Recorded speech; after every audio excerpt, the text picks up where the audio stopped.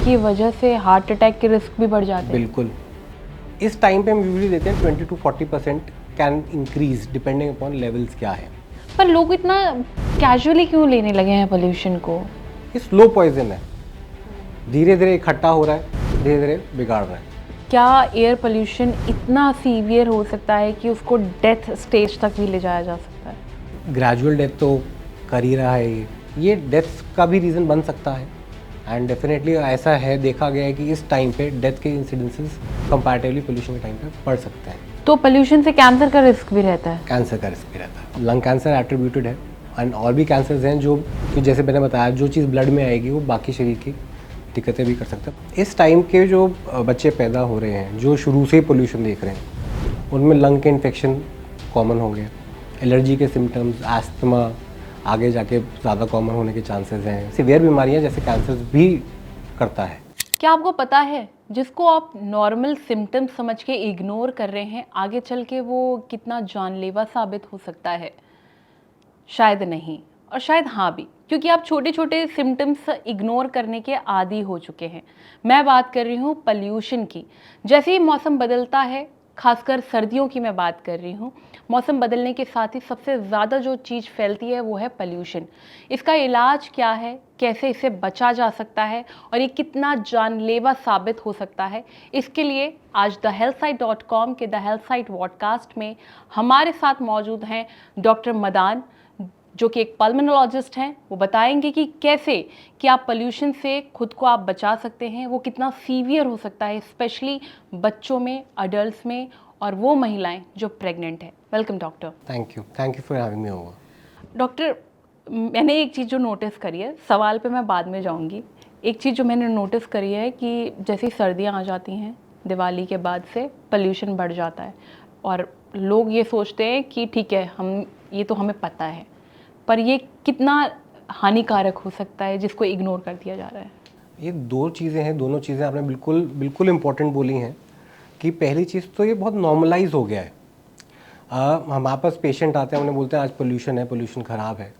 तो जो एल्डरली हैं, बुज़ुर्ग हैं, हम तो यहीं पैदा हुए हैं, हम यहीं जिए, हमें तो कुछ नहीं हुआ।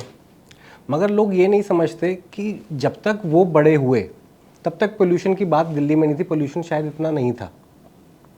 जब हमारी जनरेशन आई, जो अब अगली जनरेशन आएगी, वो तो अपने पैदा होते ही पोल्यूशन देख रहे हैं, तो उनको सबसे ज़्यादा इम्पैक्ट दिखेगा। कुछ टाइम में हमें दिखेगा हर मरीज़ सांस का चल रहा है सड़क पे, जिसको एलर्जी हो रही है, सांस की दिक्कत हो रही है।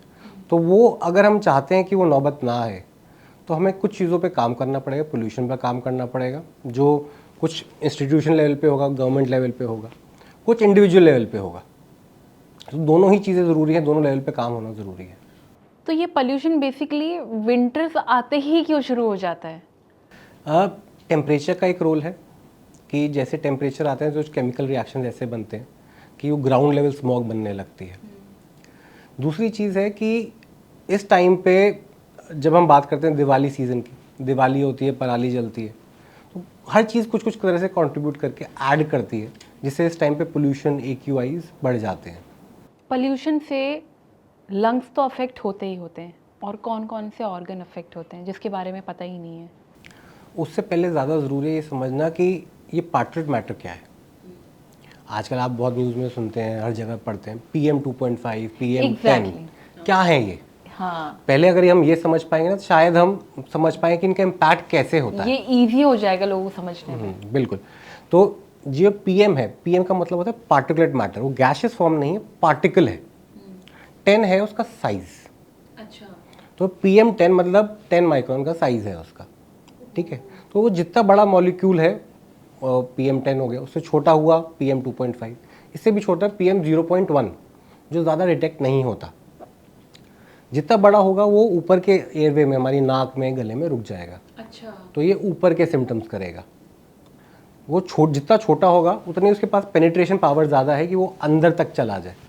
तो PM 2.5 अंदर तक जाता है, लंग के सिम्टम ज़्यादा करता है, इसलिए हम PM 2.5 की ज़्यादा बात करते हैं। आप एयर प्योरीफायर देखो, उसमें PM 2.5 के लेवल्स दिखाता है वो, क्योंकि वो PM 2.5 इंपॉर्टेंट है, वो लंग्स तक जा रहा है। अच्छा, जो जितना छोटा साइज जितना होगा छोटा उतना वो- ज़्यादा अफेक्ट करेगा। बिल्कुल। तो ऐसी PM 0.1 होता है, और छोटा आप समझ सकते हो, 2.5 से छोटा 0.1। अच्छा। ये 0.1 इतना छोटा ब्लड में आ जाता है। जो चीज़ ब्लड में आ गई आप इमेजिन कर सकते हो पूरे शरीर को इफेक्ट करेगी। तो अगर हम बात करें तो ब्रेन में डिमेंशियाज, एल्जीमर्स, ये सब के रिस्क पड़ते हैं। हार्ट में हाइपरटेंशन, हार्ट की बीमारियां, हार्ट अटैक्स, ब्रेन में रह गया स्ट्रोक बहुत कॉमनली होता है। तो it can affect the whole body.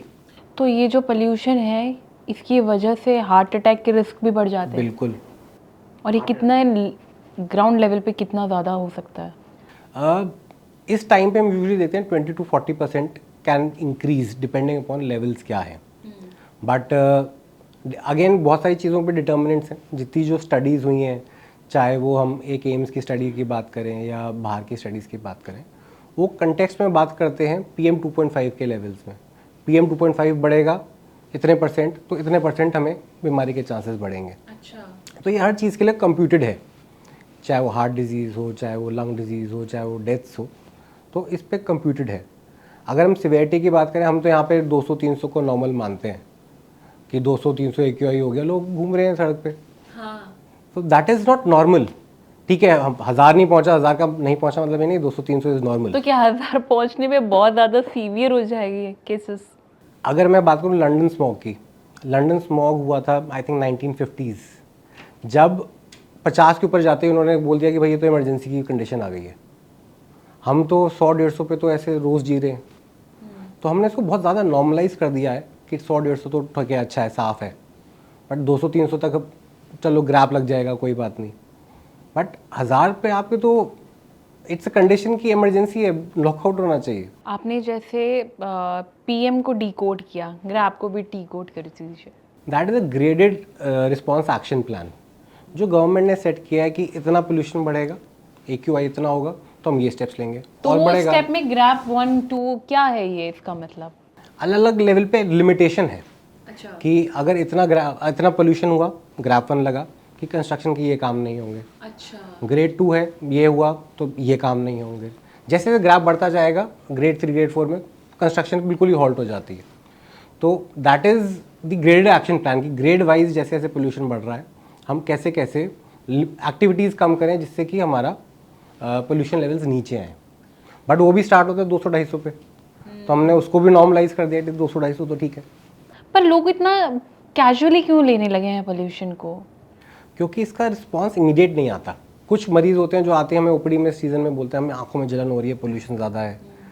कुछ कहते हैं सांस में दिक्कत हो रही है। बट जो थोड़े नॉर्मल हैं तो अप्रिशिएट नहीं कर पाते कि ये धीरे धीरे उन्हें कैसे कैसे नुकसान दे रहा है। ये स्लो पॉइजन है, धीरे धीरे इकट्ठा हो रहा है, धीरे धीरे बिगाड़ रहा है। जैसे स्मोकिंग की बात करें हम, स्मोकिंग किसी को इमीडिएटली थोड़ी मारती है, धीरे धीरे धीरे धीरे सालों तक कार्बन इकट्ठा होगा, वो लंग्स में बीमारी करेगा। अब जैसा इक्वेट करते हैं दिल्ली के पोल्यूशन को, हम कहते हैं दिल्ली का pollution is equal to 20 cigarettes per day. 20 cigarettes per day. तो this is equated rough terms में, इसका कुछ बहुत ज़्यादा महत्व नहीं है। बट आके आप समझ सकते हो कि एक तरह से हम सभी स्मोकर हैं। तो अगर हम इतना कार्बन रोज लेंगे तो इफेक्ट तो करेगा वो। तो जो ऑलरेडी स्मोकिंग कर रहे हैं और ये जो पॉल्यूटेंट्स घूम रहे हैं आगे पीछे, कितना अफेक्ट करेगा उस इंसान? बिल्कुल इफेक्ट करेगा। मेरे पास आज ही ओपीडी में एक पेशेंट आए थे, वो स्मोकर थे पहले और अब दिल्ली में रहते हैं। तो स्मोकिंग तो उन्होंने छोड़ दिया बट दिल्ली तो छोड़ी नहीं, तो उनकी बीमारी कंट्रोल में नहीं आ रही, बढ़ती जा रही है।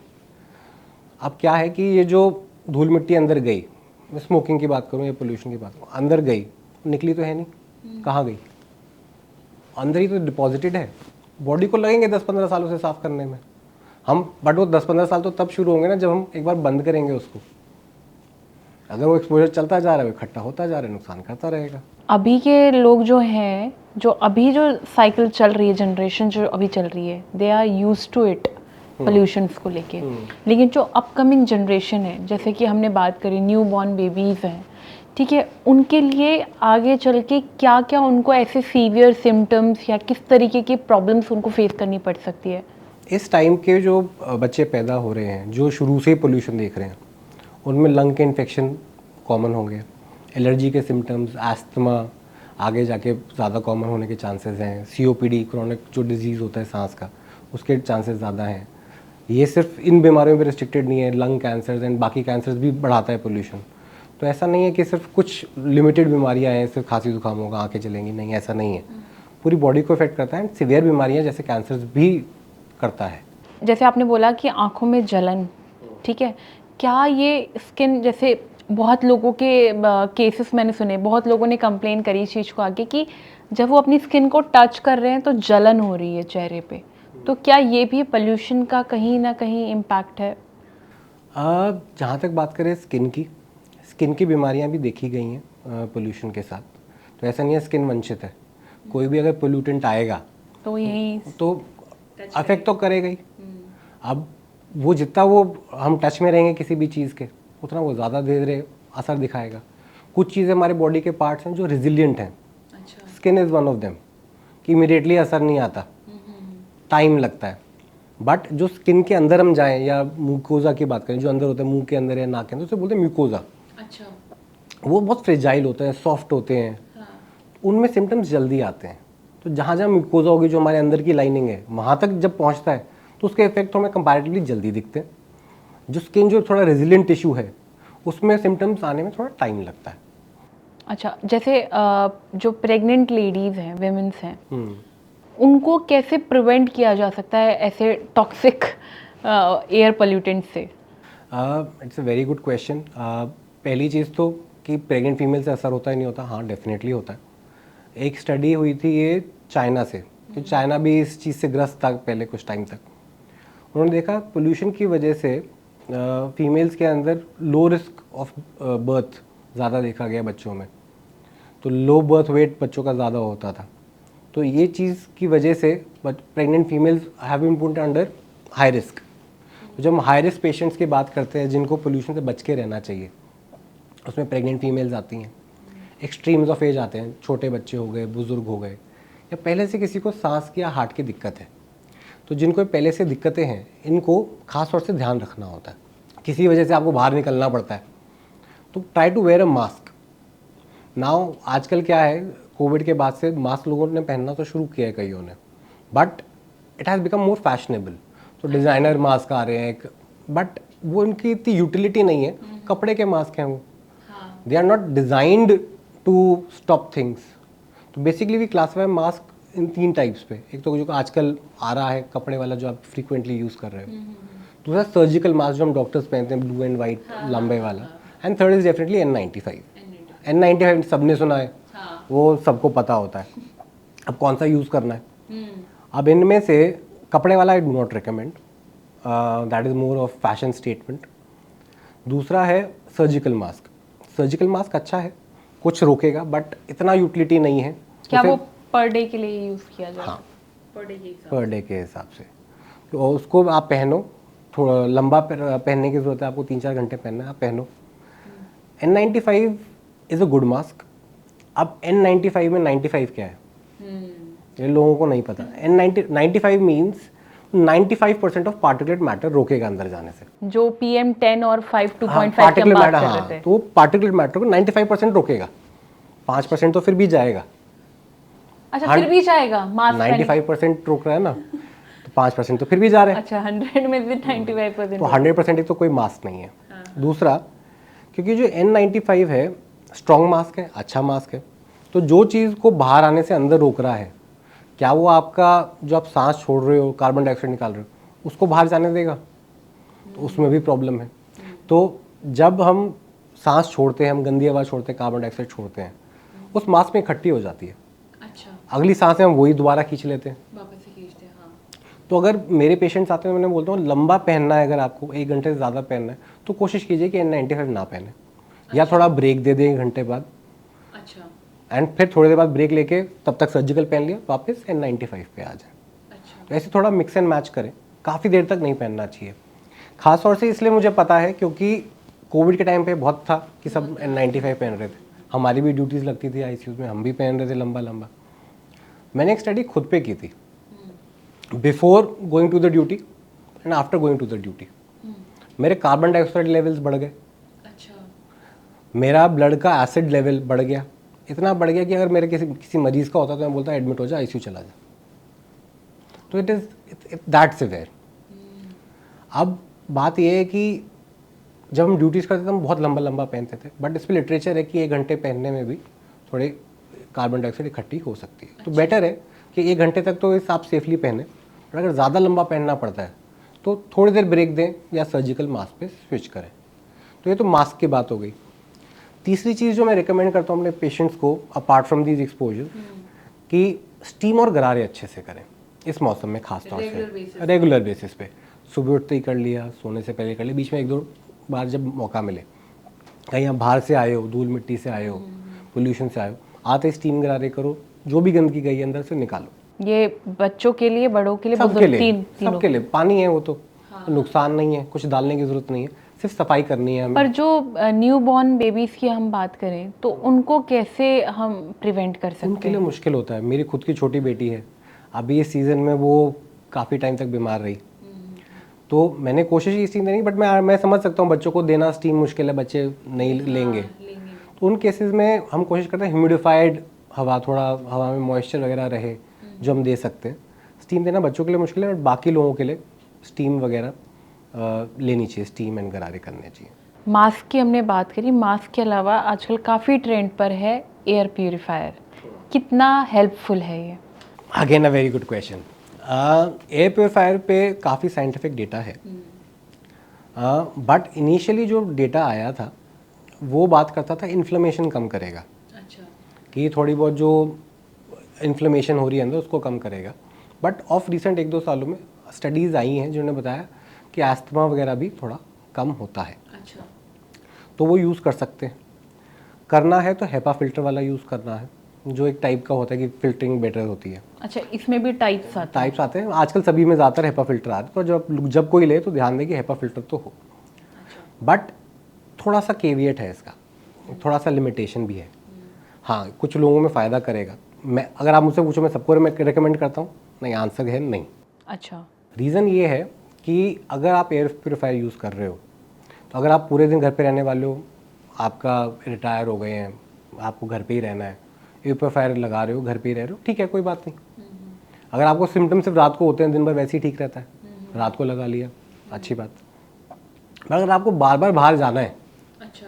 आप क्या कर रहे हो? आपने जो बॉडी को आदत पड़ी थी एक तरह से पोल्यूशन की, वो तो आपने, वो जो आदत थी, रेजिस्टेंस थी, वो तो आपने गवा दी। बाहर जाती है आपको उतना ही सिवियर प्रॉब्लम होगी। जैसे हम गर्म सर्द की बात करते हैं, सर्दी में कोई नहाने जाए वो ठंडे पानी से एक बार नहा लेगा, उसको गर्म पानी से नहलाओ, बोला अब ठंडे पानी से नहा, उसके लिए उतना ही मुश्किल होगा एंड जान निकल जाएगी। तो एक तरह से वही है, बॉडी को एक तरीके की आदत पड़ी थी, तो आप उसे गवा रहे हो। तो एयर प्यूरिफायर का बेसिकली यूज जो घर पर रहते हैं जो उनके घर लिए? पर है, हाई रिस्क है, जिसको सिर्फ रात के सिम्टम है, वो यूज़ करें। बाकी अगर किसी को यूज़ करना है आप ट्राई कर सकते हो, अगर आपको ये प्रॉब्लम नहीं हो रही तो। बट क्योंकि एयर प्योरीफायर लगाने से ये प्रॉब्लम हो सकती है कि आप बार बार अंदर बाहर करो, आपका एनवायरनमेंट बार बार चेंज हो रहा है, बॉडी को उतना अडेप्ट करना पड़ रहा है, तो प्रॉब्लमेटिक भी हो सकता है। तो अगर लगाने से आपकी प्रॉब्लम बढ़ रही है सुधरने की जगह, फिर अवॉइड कीजिए।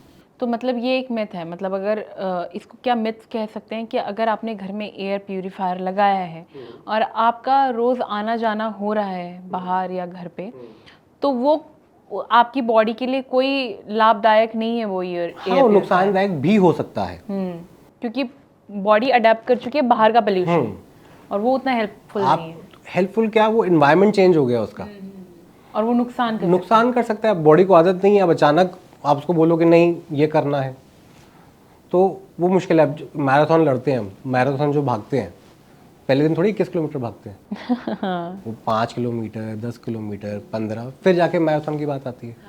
पहले दिन ही बोल दो नहीं जा, 4 दिन तो आराम कर, कल से मैराथन भागनी है, फीजिबल नहीं है ना। वही सेम चीज़ है कि आप बॉडी को धीरे धीरे कस्टम कर रहे हो एक तरीके से, और फिर वो एक बड़ी चीज़ के लिए जा रहे हो। ऐसे ही यहाँ पे बॉडी कस्टम होती है धीरे धीरे, एंड आप उसको सारा गवा दो तो नुकसानदायक है। अगर आप इंश्योर कर सकते हो कि आप पूरे दिन एयर प्योरीफायर में या ऐसी जगह रहोगे जो साफ़ है, आपका ऑफिस हो गया, आपने गाड़ी में रख लिया, आपने घर में रख लिया, आप इंश्योर कर सकते हो कि पूरे टाइम आप या मोस्ट ऑफ द टाइम आप उसमें रहोगे, तो ठीक है। तो एक बार आप ट्राई कर सकते हो। बट अगर आपका फ्रीक्वेंटली आना जाना है, 4 घंटे एयर प्योरीफायर लगा के कुछ एडिशनल फ़ायदा नहीं तो ये होगा। बच्चों के लिए नुकसानदेह तो नहीं है एयर प्यूरिफायर? नहीं ऐसा सच नहीं है, बट बात यही है कि अगर आपका 12 फ्रीक्वेंट अंदर आना जाना है तो कितना बेनिफिशियल रहेगा, that is yet to be seen. उस पर ज़्यादा स्टडीज़ नहीं है कि हम इतना आगे अंदर बाहर करें तब भी कुछ उसका 2 घंटे लगाने से फ़ायदा होगा नहीं होगा, या नुकसान ज़्यादा हो जाएगा। तो एयर प्यूरीफायर हमने बात कर ली जो सिस्टमैटिक चलता है। एक हम नेचर एयर प्यूरीफायर की बात करते हैं। There is lot of plants जिसके बारे में कहा जाता है कि ये एक नेचुरल एयर प्यूरीफायर का काम करता है। तो वाकई में कुछ ऐसे प्लांट्स हैं जो आपको हेल्प करते हैं? हाँ, इस पे भी स्टडीज़ हैं, जैसे कि money plant, snake plant, areca palm. These are few plants जो एनवायरनमेंट से टॉक्सिन्स को हटाते हैं। अच्छा। तो ये कई लोग एज इंडोर पोल्यूशन के लिए रखते हैं, एंड डेफिनेटली ये कैन बी यूज। इस पे स्टडीज़ हैं कुछ की एक लेवल्स कम करते हैं। तो मतलब इस तरीके के प्लांट्स भी हेल्पफुल हैं जो पोल्यूटेंट्स हैं आपके एयर में उसको कम करने में। बिल्कुल। मैं अगेन वापस से प्रेग्नेंट विमेंस में आऊँगी क्योंकि we people are use to it, है ना, हम लोग को तो ये हो गया है। लेकिन एक स्टडी आई थी जिसमें ये बताया गया था जो एयर पोल्यूशन की वजह से जो बच्चे जो अब जन्म लेंगे उनमें ADHD का खतरा ज़्यादा रहता है। अब जैसे मैंने बात की PM 0.1 की, अगर वो एक बार हमारे ब्लड में आ गया, वो बच्चे के ब्लड में भी तो वहीं से जा रहा है, माँ से ही तो जा रहा है, तो उसमें भी बहुत टाइप के साइड इफ़ेक्ट्स देखे जाएंगे, बहुत सारी चीज़ें देखी जाएंगी। बट जहाँ तक हमारे पर्टिकुलर बीमारी की, वो हमें टाइम बताएगा आगे जाके। कुछ चीज़ें हम स्पेकुलेट कर सकते हैं कि पैथोजेनेसिस ऐसा है, ऐसा ऐसा हो सकता है बच्चों में भी, बट हमें टाइम बताएगा कि इसके क्या क्या रिपरकशन है। सिर्फ ADHD नहीं, बहुत सारी चीज़ें हमें हो सकता है आगे जाके पता चलें कि ये पोल्यूशन से हुआ था। तो उसके लिए लंबी स्टडीज़ चाहिए जो अभी थोड़ी लैकिंग है, क्योंकि ज़्यादातर स्टडीज़ जो होती हैं पोल्यूशन से रिलेटेड या इनफैक्ट जनरल स्टडीज़ होती है, वो इंटरनेशनल लिटरेचर होती है जो ऐसी स्टडीज़ होती हैं। इंडिया में क्योंकि हम इससे ग्रस्त हैं, तो हमारे लेवल पे ये स्टडीज़ ज़्यादा ज़रूरी हैं। डेवलपिंग कंट्रीज से जब ये स्टडीज़ जाएंगी आगे जाके, तो हमें ज़्यादा पता चलेगा कि इसके क्या क्या परिणाम हो सकते हैं। तो पोल्यूशन से बचने का सिर्फ एक यही तरीका है कि देश छोड़ दो, शहर छोड़ दो। अब मैं क्या बोलूँ, अब मैं इसी शहर में रह रहा हूँ, इसी को झेल रहा हूँ, पर मैं जानता हूँ लोग ऐसे, मेरे डॉक्टर कलीग्स हैं, एक UK शिफ्ट हो गए क्योंकि उनकी वाइफ को अस्थमा था, तो वो UK शिफ्ट हो गए कि वाइफ को वो इतना परेशान नहीं देख सकते थे, और चाहते थे कि आगे जो बच्चे होंगे उन्हें भी ये ना सहना पड़े, उनको भी ये प्रॉब्लम्स ना हो, क्योंकि अस्थमा भी परिवार में रन करता है। It's a kind of a genetic disease कह सकते हो कि अगर माँ बाप को है तो बच्चों में होने के चांसेस ज़्यादा हैं, तो अगर माँ को है तो बच्चों में होने के भी चांसेस ज़्यादा तो वो हैं। अर्ली डिटेक्शन भी नहीं आता प्रेगनेंसी के टाइम पे पोल्यूशन वाला सीन। अब बच्चों को खांसी जुकाम होगा तो उसके लिए हम ज़्यादा टेस्ट कर नहीं सकते बच्चों के, तो जब हम टेस्ट नहीं कर सकते तो श्योर बता पाना कि है या नहीं है। इसलिए काफ़ी पीडियाट्रिशियन आप देखोगे प्रीएम्प्टिवली नेबुलाइजर बच्चों को भी देते हैं, तो यही वो रीज़न है कि हमें बच्चों को ट्रीट करना पड़ता है, जो अच्छी बात नहीं है। तो इसीलिए लोग अब बाहर जा रहे हैं, जिनको जो अवेयर हैं इस चीज़ को लेके, वो कई लोग बाहर का रुख मोड़ रहे हैं। मैं इसकी बात करता हूँ, मेरे कुछ जूनियर्स हैं जो गोवा शिफ्ट हो गए। नहीं तो कोई और तरीका नहीं है पोल्यूशन से बचने का? पोल्यूशन के लिए यही है अवॉइडेंस, कि हम स्टीम गरारे करें, मास्क पहने, इंडोर एयर प्लांट्स लगाएं, अगर अब अवॉइड कर सकते हैं बाहर जाना वो करें। प्रिडोमिनेटली यही चीज़ें हैं। कुछ चीज़ें हैं जो खाने में आप एंटीऑक्सीडेंट्स वगैरह ले सकते हो जिससे थोड़ा सा इन्फ्लेमेशन बॉडी का कम हो। जैसे कुछ एडिशनल चीज़ें हैं जो एंटी इन्फ्लेमेटरी हैं जो वो ले सकते हैं, जो हमारे बीमारी में काम भी आती हैं। ऑल्दो ये आयुर्वेदिक के डोमेन में ज़्यादा है, वो बेटर बताएंगे, बट जितना मैंने स्टडी किया था, हल्दी, मुलेठी, दालचीनी, अदरक, जिंजर, क्लोव, ये सारी चीज़ें हैं जो मदद करती हैं इन्फ्लेमेटरी में, एंटी इन्फ्लेमेटरी हैं, तो इन चीज़ों में मदद कर सकती हैं। क्या एयर पोल्यूशन इतना सीवियर हो सकता है कि उसको डेथ स्टेज तक भी ले जाया जा सकता है? ग्रेजुअल डेथ तो कर ही रहा है ये, बट जिनको पहले से ही अस्थमा या COPD या जो हार्ट की बीमारियां हैं, उनमें स्लो क्या, उनमें तो वो एग्जैसरबेशन करता है कि इमीडिएटली बिगाड़ देता है। अच्छा। चेंज ऑफ सीज़न पे। तो इसी वजह से इस सीज़न में हमारे पास अस्थमा, COPD, हार्ट की बीमारी के मरीज़ ज़्यादा आते हैं। अस्थमा, COPD के मरीज़ ऐसे आते हैं जिन्हें भर्ती भी करना पड़ता है हमें, क्योंकि वो सांस नहीं ले पा रहे। तो ये डेथ्स का भी रीज़न बन सकता है, एंड डेफिनेटली ऐसा है, देखा गया है कि इस टाइम पे डेथ के इंसिडेंसेस कंपैरेटिवली पोल्यूशन के टाइम पे बढ़ सकते हैं। लंग्स को जब डैमेज करता है, बेसिकली सबसे पहले लंग्स को ही डैमेज करना शुरू करता है, तो वो लेवल कैसे शुरू होता है और कहाँ तक एक्सट्रीम पहुँच जाता है? जैसे हमने इससे पहले भी बात की, जैसे ही पोल्यूशन अंदर जाएगा इनिशियली इन्फ्लेमेशन करेगा, बॉडी से रोकने की कोशिश करेगी। अब बॉडी के पास कुछ डिफेंस मैकेनिज्म होते हैं, जैसे अस्थमा में होते हैं, अस्थमा में सिम्टम्स आते हैं वो बेसिकली इसीलिए आते हैं। अब जैसे धूल मिट्टी आई, पोल्यूशन आया, बॉडी को उसे रोकना है, तो नाक में घुसी धूल मिट्टी, बॉडी कैसे रोक सकती है? बॉडी के पास क्या है? बॉडी करेगी छींके, नाक में पानी बनाएगी कि पानी के साथ गंदगी निकल जाए, नाक बंद करेगी, नाक में जो पानी बनेगा गले में जाएगा, गला साफ करना पड़ेगा। कई मरीज देखोगे जो आप बोले खांसी आ रही है, गला खराब है, गले में खुजली हो रही है, वो सारा ये अपर रेस्पिरेटरी ट्रैक्ट की एलर्जी है। जब ये धूल मिट्टी फिर भी अंदर चलेगी, पोल्यूशन अंदर चला गया, गले से चेस्ट के अंदर आ गया, इतनी बड़ी होती है विंड पाइप। जैसे धूल मिट्टी आती है, पोल्यूशन आता है, ये छोटी हो जाती है। अच्छा। ये छोटी होती है इसीलिए कि बॉडी को बचाने की कोशिश कर रही है कि अंदर ना जाए। अच्छा। तो जैसी वो छोटी हुई तो अस्थमा जैसे सिम्टम्स आ जाएंगे, सांस फूलना, छाती टाइट लगना, CTS की आवाज़ आ सकती है, वीजिंग साउंड जैसे हम बोलते हैं, सूखी खांसी बढ़ सकती है। सूखी खांसी क्यों बढ़ गई? क्योंकि धूल मिट्टी यहाँ आ गई, बॉडी को यहाँ से बाहर निकालना है, उतना ज़्यादा एफर्ट लगता है। तो ऐसे धीरे धीरे बढ़ता है। जब ये तो शुरू की स्टेजेस हैं, जब वो इंसल्ट बार बार होती रहेगी, जब तक प्रॉब्लम होती रहेगी लंग्स को, तो अल्टीमेटली कैंसर्स, अस्थमा, COPD, ये सारी बीमारियाँ करने का पोटेंशियल रखता है। तो पोल्यूशन से कैंसर का रिस्क भी रहता है? कैंसर का रिस्क भी रहता है। और कौन सा कैंसर सबसे ज़्यादा हाई रिस्क में रहता है? लंग कैंसर एट्रीब्यूटेड है, एंड और भी कैंसर्स हैं जो कि जैसे मैंने बताया, जो चीज़ ब्लड में आएगी वो बाकी शरीर की दिक्कतें भी कर सकता है, बाकी शरीर के कैंसर्स भी। जो ऑलरेडी किसी बीमारी के मरीज हैं, वो एक ट्रिगर पॉइंट का काम करता है पोल्यूशन, और इसीलिए डेथ की स्थिति भी बन जाती है और कैंसर की स्थिति भी बन जाती है। बिल्कुल। तो अगर मैं ये जानना चाहूँ, जैसे अभी पोल्यूशन का जो सीज़न चल रहा है, मैं विंटर सीज़न नहीं कहूँगी इसे, मैं पोल्यूशन सीज़न कहूँगी, तो मैं चाहती हूँ आप हमारी thehealthsite.com की ऑडियंस को टिप्स दे, basic tips, how to prevent yourself from air pollution. Basic tips में हमारी ऑडियंस के लिए सबसे ज़्यादा ज़रूरी है कि हम अवॉइडेंस सीखें। आप देखिए, रोज़ पेपर पढ़िए, आज AQI कितना चल रहा है, जो हमारी हैबिट नहीं है। हम बस न्यूज़ में सुन लेते हैं आज AQI ज़्यादा है, ये हो गया, वो हो गया। देखिए, पढ़िए, अगर आज AQI ज़्यादा है, आप अवॉइड कर सकते हैं बाहर जाना, अवॉइड। आप हाई रिस्क हैं तो कोशिश कीजिए घर से नहीं निकलना पड़ता है, कोशिश कीजिए दोपहर में निकलिए, मास्क पहनिए जैसे हमने डिस्कस किया, स्टीम गरारों पे फोकस कीजिए। तो ये कॉमन चीज़ें हैं जो आपको पोल्यूशन से बचाएंगी। अगर आपको पहले से कोई सिम्टम्स आ रहे हैं, ज़ुकाम शुरू हो गया, सांस की दिक्कत शुरू हो गई, जलन शुरू हो गई, डॉक्टर से जाके जल्दी मिलिए, जल्दी इलाज करिए, इससे पहले वो बिगड़े। ज़्यादा लंबा वेट करने से हमें प्रॉब्लम ज़्यादा बढ़ती ही हैं, वो सुधार नहीं आता उनमें। आपने जैसे बोला कि स्टडीज़ बहुत सारी आती ही हैं, ठीक है, एक दो केसेस भी मैंने सुने हैं कि पोल्यूशन मेल्स में स्पर्म की क्वालिटी और काउंट को भी अफेक्ट करता है। Is that truth? There is definitely some truth in that. तो पोल्यूशन से, जैसे हमने डिस्कस, पूरी बॉडी इफेक्ट होती है। तो जब भी बॉडी में ये सारी चीज़ें अंदर जाएंगी तो वो सब बॉडी अलग अलग तरीके से रिएक्ट करती है। किसी में कुछ सिम्टम्स आएंगे, किसी में ब्रेन के सिम्टम्स आएंगे, किसी में हार्ट के सिम्टम्स आएंगे, किसी में लंग के सिम्टम्स आएंगे। ज़रूरी नहीं सब में एक ही तरीके से प्रेजेंट करें, बट हाँ डेफिनेटली ये बॉडी में जब इन्फ्लेमेशन होती है, सब इफेक्ट करता है, तो बॉडी के सारे ऑर्गन्स को वो डेफिनेटली अफेक्ट करता है। अच्छा, तो पोल्यूशन आपको धीरे धीरे बूढ़ा भी बना देता है, ऐसा भी होता है? स्किन एजिंग मेरे बाल सफ़ेद हो गए हैं, शायद इसी वजह से हुए हैं। तो डेफिनेटली पोल्यूशन से, क्योंकि बॉडी को जितना लड़ना पड़ेगा, बॉडी जितनी एग्जॉस्ट होगी उतनी ज़्यादा एजिंग हमें दिखेगी। तो डेफिनेटली वो एजिंग में भी कंट्रीब्यूट करता है।